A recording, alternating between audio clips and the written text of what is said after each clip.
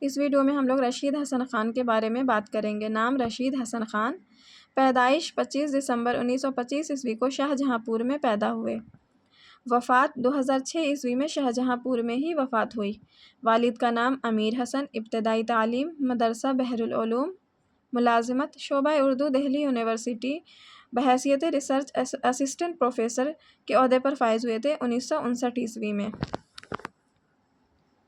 ادبی زندگی کا آغاز 1944 عیسوی میں ہوا۔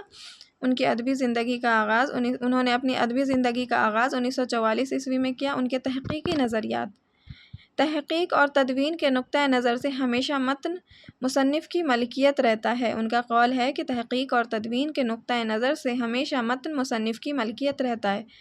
تدوین دراصل تحقیق سے آگے کی منزل ہے۔ تعبیرات کے واقعہ نہیں کہا جا سکتا۔ تحقیق ایک مسلسل عمل ہے۔ تحقیق کے تعلق سے کہتے ہیں کہ تحقیق ایک مسلسل عمل ہے۔ تحقیق کی بازیافت تحقیق کا مقصد ہے۔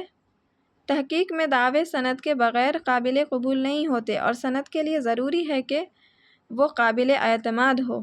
تحقیق میں دعوے سند کے بغیر قابل قبول نہیں ہوتے اور سند کے لیے ضروری ہے کہ وہ قابل اعتماد ہو۔ یہ ان کے تحقیقی نظریات ہیں۔ اب یہاں پہ ہم ان کی تصانیف کے حوالے سے بات کر لیتے ہیں۔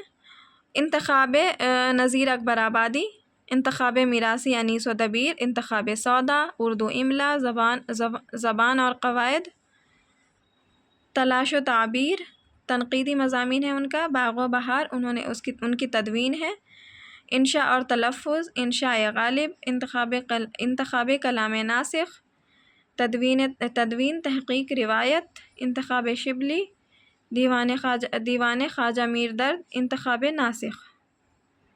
اردو کیسے لکھیں، یہ ان کی تصانیف ہے۔ ادبی تحقیق مسائل اور تجزیہ ان کی اہم بہت مشہور و معروف کتاب ہے۔ ادبی تحقیق مسائل اور تجزیہ۔ فسانہ عجائب ان کی تدوین کردہ کتاب ہے۔ مثنوی گلزار نسیم، یہ بھی تدوین ہے۔ مثنویات شوق، یہ بھی تدوین ہے۔ مثنوی سحر البیان، یہ بھی تدوین ہے۔ کلیات جعفر زٹلی تدوین ہے۔ تفہیم تنقیدی اور تحقیقی مضامین ہیں۔